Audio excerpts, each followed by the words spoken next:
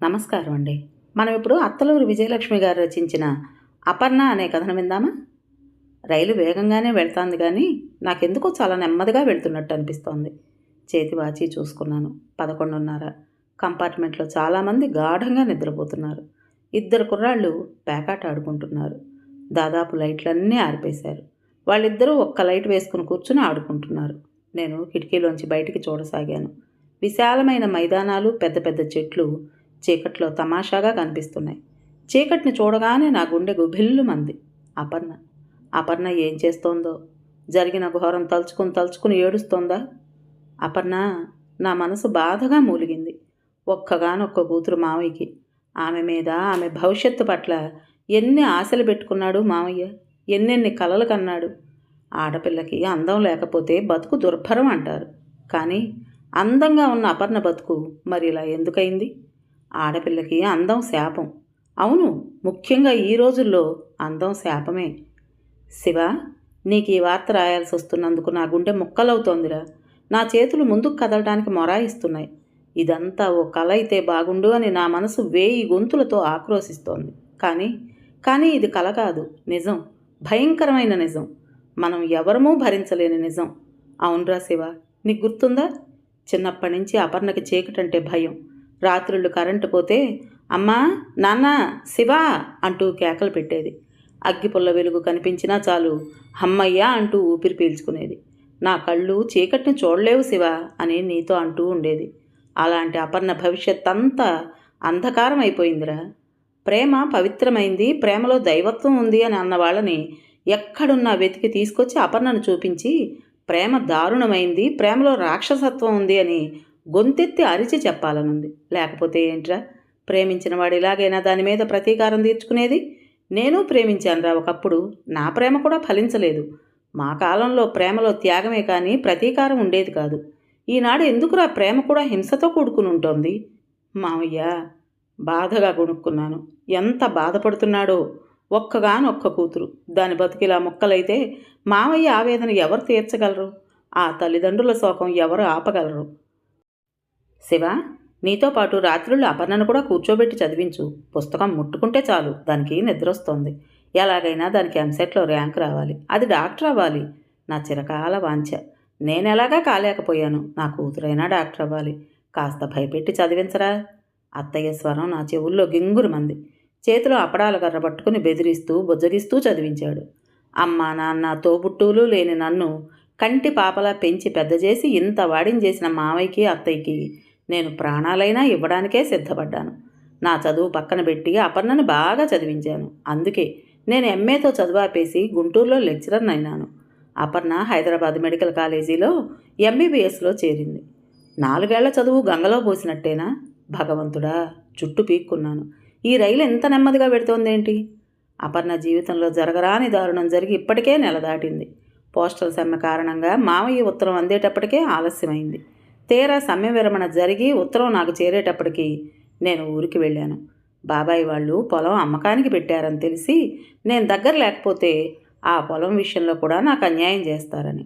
నాకంటూ కొంతన్నా ఆస్తుంటే అపర్ణ పెళ్లికి ఆడబడుచు పసుపు కుంకాల కింద నా పొలం బహుమతిగా ఇవ్వాలని నా కోరిక. కానీ దుఃఖం ఆగలేదు. నాకు సొంత బాబాయిలు అమ్మా నాన్న పోయాక అన్యాయం చేసినా మావయ్య, అత్తయ్య చేరదీసి ఆశ్రయం ఇచ్చారు. మావయ్య ఏమనుకుంటున్నాడో? విషయం తెలిసి ఇంతకాలమైనా నేను రాలేదని కృతజ్ఞుణ్ణి అనుకుంటున్నారా? ఏరు దాటాక తెప్ప తగలేశాడని నిందిస్తున్నారా? ఉద్యోగస్తుడైనాడుగా ఇంక మనమెందుకు గుర్తుంటాం అని నిష్ఠూరాలాడుతున్నారా? లేదు మావయ్య, నిజంగా నేరం నాది కాదు, పోస్టుల వాళ్ళది. వస్తున్నాను మావయ్య. నా కళ్ళతో అపర్ణకి ఈ ప్రపంచాన్ని చూపిస్తాను. నా మాటలతో ఆమె జీవితంలో వెలుగు నింపుతాను. నన్ను నమ్ము మావయ్య. దూరంగా ఓ చిన్న వెలుగు కనిపిస్తోంది. ఏదో చిన్న స్టేషన్ వస్తోంది. అబ్బా, ఇక్కడ ఎంతసేపు ఆగుతుందో ఈ రైలు విసుగ్గా అనుకున్నాను. స్టేషన్ సమీపించి దూరమైంది. అమ్మయ్య, రైలు ఆగలేదు. వెలుగు క్రమంగా దూరమైంది. మళ్ళీ చీకటిని చూస్తుంటే జీవితంలో మొదటిసారిగా భయం వేస్తోంది. గుండెల్ని కలచివేస్తున్నట్లుగా ఉంది. చీకటి. నో, ఈ చీకటిని చూడలేను. చటుక్కున జేబులోంచి సిగరెట్ తీసి వెలిగించాను. ఆ క్షణంలో మిణుకుమంటున్న వెలిగి వెలగని సిగరెట్టే కోటి సూర్యప్రభల్లా కనిపించింది. అపర్ణ, ఏం చేస్తున్నావమ్మా? జరిగిందంతా తలుచుకుని కుమిలిపోతున్నావా? ఇంకా బతికి ఏం చేయాలి అని నిరాశపడుతున్నావా? కళ్ళు లేకపోతేనేమో అపర్ణ, నేనున్నాను, అమ్ముంది, నాన్నున్నాడు, ఈ సుందర విశాల ప్రపంచం ఉంది. గుడ్డి వాళ్ళెందరో విద్వాంసులున్నారు, మేధావులున్నారు.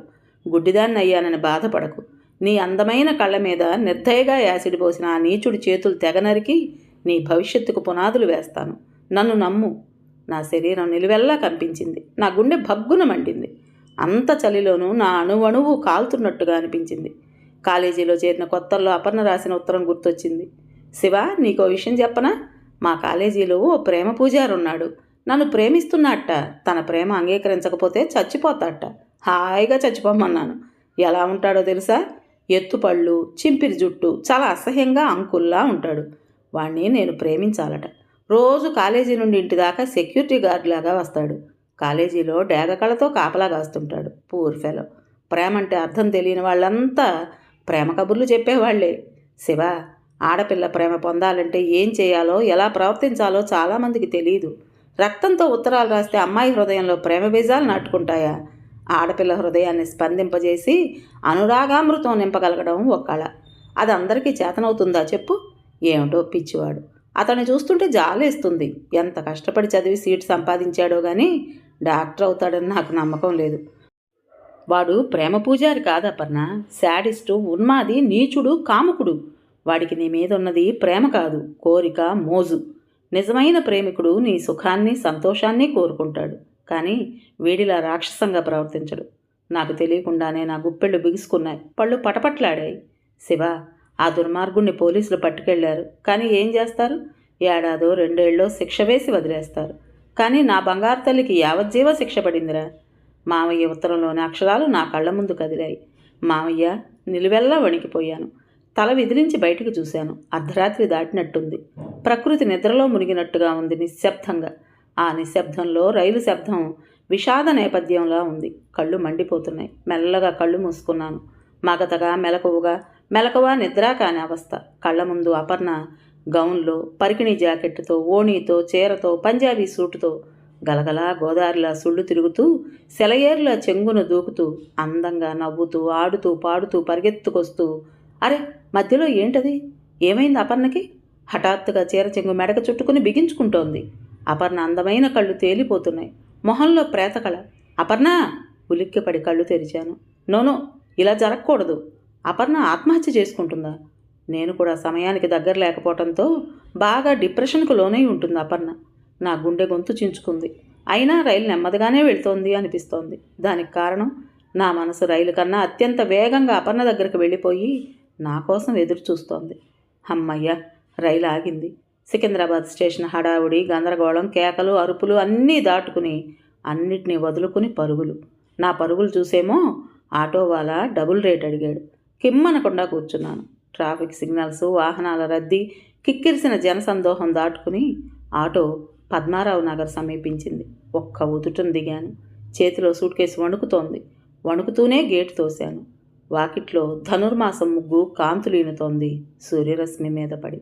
ముందు వరండాలో మావయ్య కుర్చీలో కూర్చుని పేపర్ చదువుతున్నాడు. కంపిస్తున్న స్వరంతో పిలిచాను, మామయ్య. మామయ్య పేపర్లోంచి తలెత్తి చూశాడు. ఆయన కళ్ళల్లో లిప్తపాటు సంతోషం మెరిసి మాయమై విషాదం నిండిపోయింది.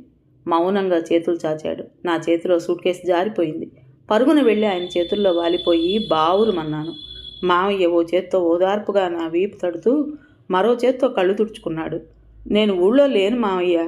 పోస్టల్. నాకు తెలుసురా, వార్త అందితే ఆగలవా? రెక్కలు కట్టుకుని వాళ్ళవా? అపర్ణ ఎలా? నా ప్రశ్న గొంతులోనే నిలిచిపోయింది. లోపల నుండి అపర్ణ తీయని స్వరం ప్రకృతిని పులకంపజేస్తూ, చెట్లను చిగురింపజేస్తూ, ఉదయగిరి పైన అదిగో గగనాన కదిలి దినరాజు తేరు, పొదిగి చిరుగాలి, నిదుర తెరజారి కదలి కోనేరు. నా కాళ్ళు అప్రయత్నంగా ముందుకు కదిలాయి. లోపల చాప మీద అపర్ణ, ఆమె ఒడిలో వీణ, తల్లి ఒడిలో పడుకున్న పసిపాపల. అపర్ణ మొహం అందంగా, అద్భుతంగా కనిపిస్తోంది. ఆత్మవిశ్వాసం, మనోధైర్యం 2 కళ్ళై ఆమెకి కొత్త అందాన్ని ఆపాదిస్తున్నాయి. నేను కదిలే శిలలా అడుగులో అడుగు వేసుకుంటూ అపర్ణ దగ్గరకు నడిచాను. ఇప్పుడు నా మనసు ఎంతో తేలిగ్గా, హాయిగా ఉంది. నా అడుగుల్లో బలం చేకూరింది. అపర్ణను సమీపించాను. అపర్ణ. శివ, అపర్ణ చేతి వేళ్లు వీణతీగల మీద నుండి జరిగి నా చేతుల కోసం తడుముతున్నాయి. నా చెయ్యి అందించాను. అపర్ణ గుండెల్లోంచి సన్నగా తృప్తిగా నిట్టూర్పు శబ్దం వినిపించింది. కథ పేరు అపర్ణ. రచించిన వారు అత్తలూరి విజయలక్ష్మి గారు. విన్నారు కదండి. మరి ఈ కథ మీకు నచ్చిందా? నచ్చితే లైక్ చేసి మరో నలుగురికి షేర్ చేయండి. అలాగే కొత్త వాళ్ళు కనుక మన ఛానల్ చూస్తున్నట్టయితే తప్పకుండా సబ్స్క్రైబ్ చేసుకోండి. మరి ఇంత మంచి కథను మనకి అందించిన రచయిత్రి గారికి మనందరి తరపున ధన్యవాదాలు తెలుపుకుంటూ రేపు మరో మంచి కథతో మీ ముందుకు వస్తాను. అప్పుడు దాకా ఉంటానండి.